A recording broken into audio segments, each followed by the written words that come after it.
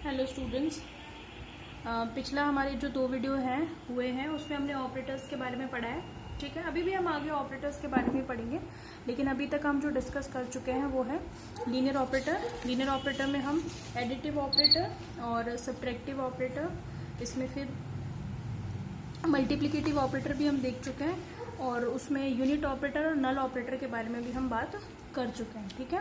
ठीक है भाई, अब हम आगे बढ़ेंगे।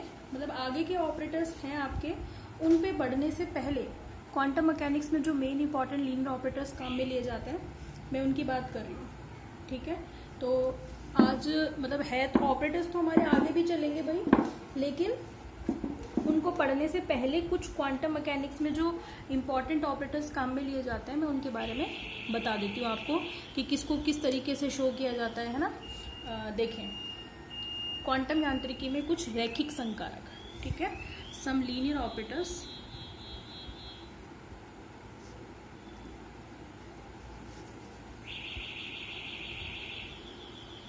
इन क्वांटम मैकेनिक्स। ठीक है, देखें सबसे पहला जो आपका इसमें ऑपरेटर आता है, मैं टेबल बना देती हूँ है ना, उससे आपको सही रहेगा। ठीक है, तो यहाँ पे आपकी हो जाएगी डायनेमिक वेरिएबल क्वांटिटीज, या फिर आप इसको नॉर्मली फिजिकल क्वांटिटी भी कहते हैं, गतिक चर राशियाँ। ठीक है, एक तरफ, और इधर आपके हो जाएगी लीनियर ऑपरेटर। ठीक है, नंबर 1 सबसे पहला है आपका स्थिति निर्देशांक, यानी कि पोजीशन कोऑर्डिनेट्स।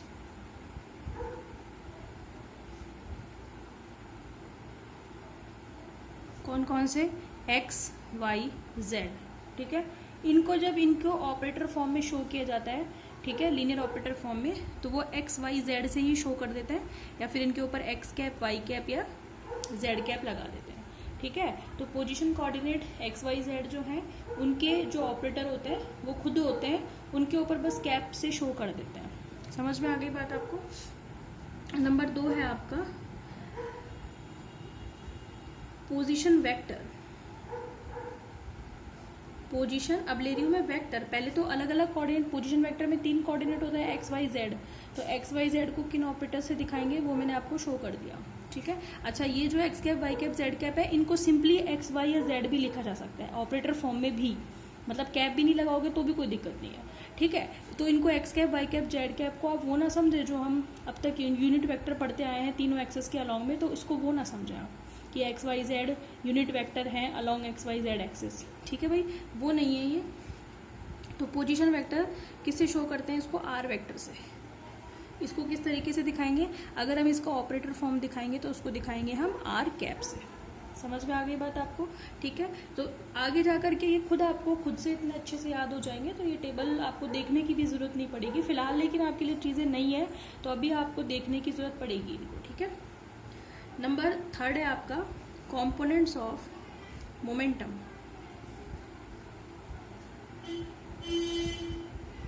यानी कि p x, P y, P Z.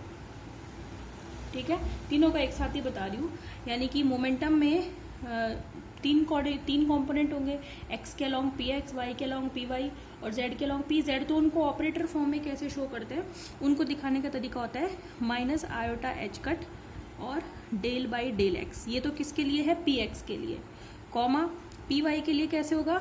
Minus iota H cut del by del y, ये किसके लिए है? पी वाई के लिए। और पी जेड के लिए minus iota H cut del by del Z. बात समझ में आ रही है आपको?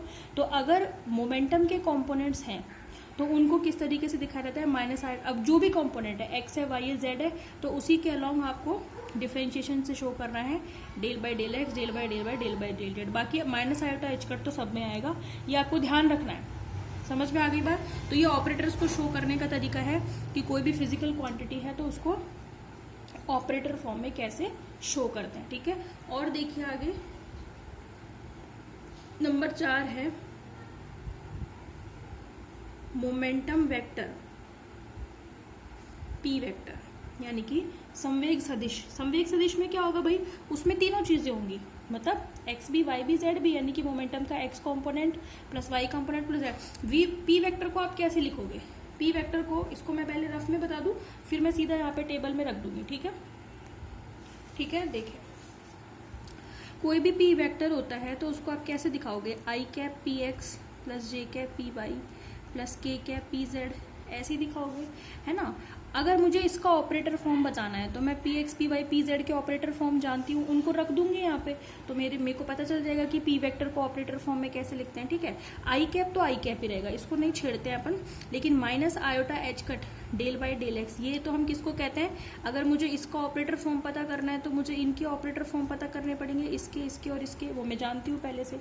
ठीक है, प्लस जे कैप बाहर minus iota H cut del by del Y plus K cap minus iota H cut del by del Z. बात समझ में आ गई, तो ये तो मैंने तीनों लिख दिए।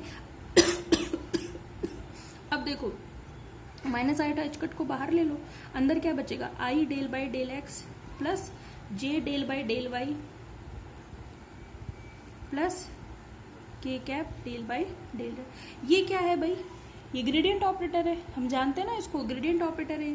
तो माइनस का आयोटा एच कट, इसको मैं ऐसे लिख दूं तो कोई दिक्कत है, मतलब जो पी वेक्टर है उसका ऑपरेटर फॉर्म में कैसे लिखेंगे, माइनस का आयोटा एच कट ग्रेडियंट। अब मैं यहाँ पे अगर डायरेक्ट लिख देती minus iota H cut gradient बोलते हैं तो आपको समझ में नहीं आता। ठीक है, अब रटवाने को तो टीचर रटवा देते हैं कि भाई p vector is equal to ये होता है, पर ये आया कहाँ से, समझ में आ रही है, तो वो भी पता होना चाहिए आपको। तो पी वेक्टर जो है उसको हम जानते हैं कि हम p x i cap p y j cap p z k cap लिख सकते हैं। फिर p x P y P z का हमें पता है कि हम इनको ये लिखते हैं, बस आयोटा एच कट को बाहर ले लिया, बाकी चीज़ों को अंदर ले लिया, वो ग्रेडियंट बन गया। समझ में आ गई बात, तो ये तो आपका हो गया मोमेंटम वेक्टर का ऑपरेटर। ठीक है, नंबर 5 है आपका गतिज ऊर्जा, काइनेटिक एनर्जी। ठीक है, काइनेटिक एनर्जी कितनी होती है भाई, काइनेटिक एनर्जी होती है पी स्क्वायर अपॉन 2m। होती है नहीं होती, होती है कि नहीं होती है, तो फिर पी स्क्वायर का कितना होगा भाई, पी का ये है तो पी स्क्वायर का कितना होगा बताओ, इसका स्क्वायर कर देंगे अपन, करो ना। तो फिर जब आप आयोटा एच कट का माइनस आयोटा एच कट का स्क्वायर करोगे तो कितना आएगा, माइनस एच कट स्क्वायर आएगा, कोई दिक्कत भाई, माइनस आयोटा एच कट का स्क्वायर करेंगे तो माइनस एच कट स्क्वायर आएगा, इसका ग्रेडियंट का स्क्वायर करेंगे तो इसका स्क्वायर आ जाएगा, है ना, लाप्लास वाला ऑपरेटर हम जानते हैं, और 2m हमारे पास है ही। समझ में आ गई, ये गतिज ऊर्जा को क्या लिखते हैं, ऑपरेटर फॉर्म में लिखते हैं। समझ में आ गई बात, ठीक है। नंबर 6 देखें, नंबर 6 है स्थितिज ऊर्जा, यानी कि पोटेंशियल एनर्जी। ठीक है, पोटेंशियल एनर्जी को कैसे शो करते हैं, पोटेंशियल एनर्जी पोजीशन के साथ साथ टाइम की भी फंक्शन होती है। ठीक है, तो VRT से शो करते हैं, बट जनरली किसी किसी केस में या ज़्यादातर टाइम की फंक्शन को हम कहते नहीं है। तो हम, आपने देखा होगा जब भी आपने पोटेंशियल एनर्जी को देखा होगा तो VR वेक्टर से ही देखा होगा, लेकिन इन जनरल ये होती है VRT, बट यूज़ जो करते हैं उसमें पोजीशन का ही फंक्शन बताया जाता है। अगर कोई स्पेशल केस आ जाता है तो वहाँ पे टाइम भी इंक्लूड होता है। ठीक है, तो आपके अब तक कोई आया नहीं है, लेकिन देखा जाए तो जो पोटेंशियल एनर्जी होती है वो पोजीशन के साथ साथ टाइम की भी फंक्शन होती है।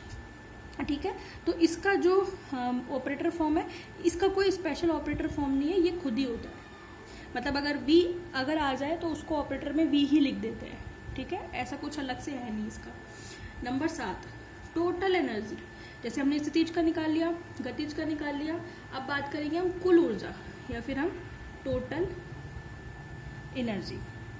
अगर समझ के बनाओगे तो टेबल में कहीं दिक्कत नहीं आएगी, और अगर सीधे टेबल रट लोगे कहीं से देख करके तो फिर कहाँ तक रटोगे भाई, है भाई, फिजिक्स में एक चीज़ तो है नहीं कि आप रट लोगे।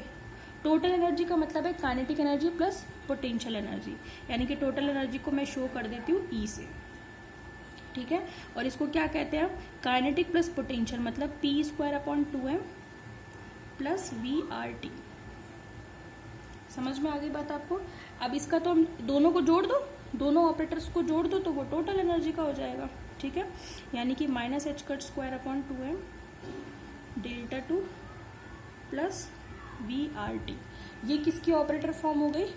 टोटल एनर्जी की। ठीक है, आगे देखिए नंबर 8 है आपकी, भाई ये तो टोटल एनर्जी हो गई आपकी नॉर्मली जो kinetic energy plus potential energy के रूप में है, लेकिन कभी आपको स्थिति ना दी जाए कि, क्योंकि ऊर्जा कोई गतिज और स्थितिज थोड़ी ना होती है, ऊर्जा में तो और भी बहुत सारी ऊर्जा हो सकती है। हाँ, आपने सभी तरीके की एनर्जी पढ़ी है, कोई आपकी केमिकल एनर्जी हो सकती है या आपकी कोई और तरीके की एनर्जी हो सकती है, ठीक है, जो आप नाभिकीय ऊर्जा कहते हो, है ना, संलयन ऊर्जा, विखंडन ऊर्जा, और न जाने कितने तरीके की ऊर्जाओं के रूप होते हैं, केवल गतिज या स्थितिज थोड़ी ना होती है।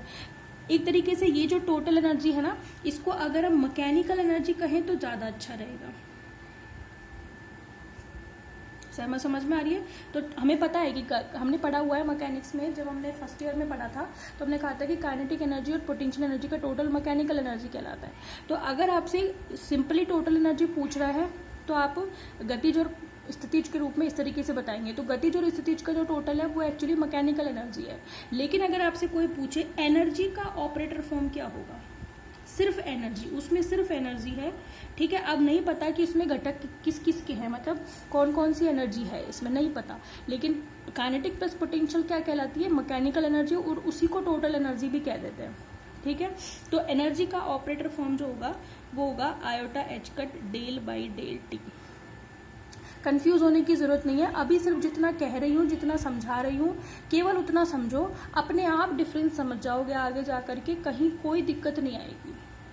समझ में आ गई बात? तो जितना कह रही हूँ, जितना समझा रही हूँ, पहले उतना समझ लो। कहाँ अब आधे सोच रहे होंगे कि कहाँ कैसे डिफरेंशिएट करेंगे कि काइनेटिक प्लस, अरे भाई सब पता चल जाएगा।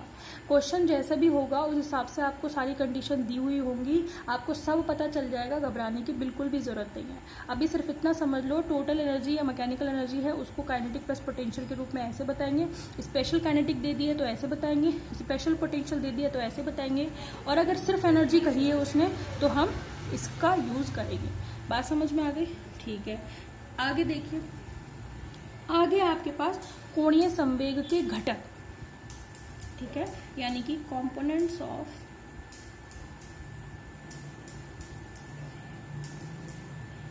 एंगुलर मोमेंटम है भाई। एंगुलर मोमेंटम क्या होता है? एंगुलर मोमेंटम पता होगा ना आप सभी को। एंगुलर मोमेंटम क्या होता है? संवेग इंटू दूरी, एंगुलर मोमेंटम को बताती है भाई।